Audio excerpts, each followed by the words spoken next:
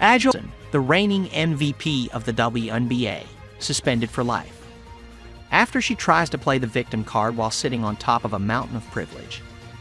Recently, in a viral clip, she started wagging her finger at Caitlin Clark, blatting about how white players like Paige Bueckers need to understand their privilege. A'ja, are you listening to yourself? The only thing you're leading the league in is excuses. What kind of audacity does it take to live a cushy, luxury life and then point fingers at other players, crying about their privileges? Seriously, A'ja? Caitlin Clark's out there earning her place, breaking records and putting the league on her back while you're sitting comfortably acting like a victim and want to play the oppression card. That's beyond ridiculous. Try stepping off that high horse and actually competing before throwing shade. And then I don't think it helps being a 5'8" white girl coming into the league with 85% black women that want to take your head off.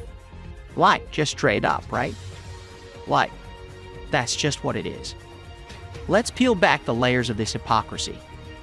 A'ja Wilson wants everyone to think she's struggling against this big bad system of oppression. But let's not kid ourselves. She'd attended a private school with a $20,000 tuition tag. So while she was enjoying her fancy latte in a perfectly manicured environment, Caitlin Clark and Kelsey Plum were out there actually grinding to get to the top. Your life story isn't some sob story of oppression. It's the epitome of privilege. Standing at 6'5", having a stable family background and every resource at your fingertips. Yeah, A'ja, you really sound oppressed. She tries to lecture others about privilege as if she's got the monopoly on hardship. A'ja, sweetie, while you were handed every opportunity on a silver platter, Clark and Plum were out there earning their stripes, proving themselves again and again, because nobody was rolling out the red carpet for them. If privilege is having the best trainers, the best schools, and the best path paved out for you, then A'ja, you might want to check your own biography.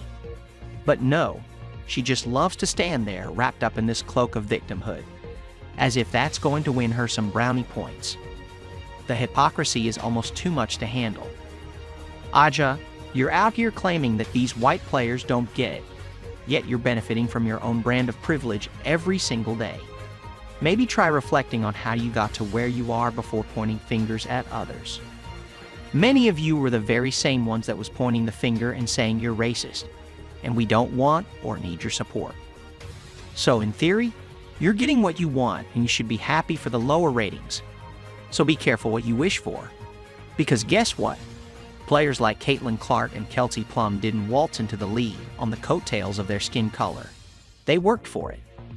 But I guess acknowledging their hard work doesn't fit into your sob story narrative, does it? So let's talk about Jason Whitlock and his absolute annihilation of A'ja Wilson. I mean, when it comes to dissecting the absurd nonsense that comes out of her mouth about white privilege, he really didn't hold back.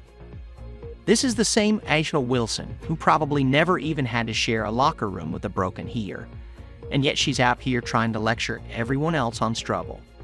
Oh, the irony is almost too much to handle. And then I don't think it helps being a 5'8" white girl coming into the league with 85% black women that want to take your head off. Like, just straight up, right? Like that's just what it is. Whitlock nailed it when he pointed out that she's living in her own world of privilege and has the audacity to complain about it. How do you even keep a straight face saying that? And the cherry on top of this circus is the whole Nike deal. Oh, this is where the real comedy kicks in. After all her nonsense about Caitlin Clark and so-called white privilege, Nike turns around and gives a Ja's signature shoe deal. Like what? So, let me get this straight. She calls out Clark, throws shade about race, spins the narrative like a cheap tabloid, and suddenly she's getting the royal treatment from Nike. A'ja Wilson has a signature shoe and logo with Nike. No one's going to buy her shoe. No one cares. But Nike's bending over backwards, trying to please A'ja Wilson and Dawn Staley and the whole BLM crowd. We got to promote A'ja first. Nike must have lost their minds when they decided to prioritize A'ja Wilson over Caitlin Clark. I mean, it's like betting your entire paycheck on a snail to win the Kentucky Derby. Who thought it was a good idea to hand over a multi-million-dollar shoe deal to someone who can barely stir up any excitement? A job. Bless your heart, but let's be real. No one's lining up to buy sneakers with your name on them. It's laughable.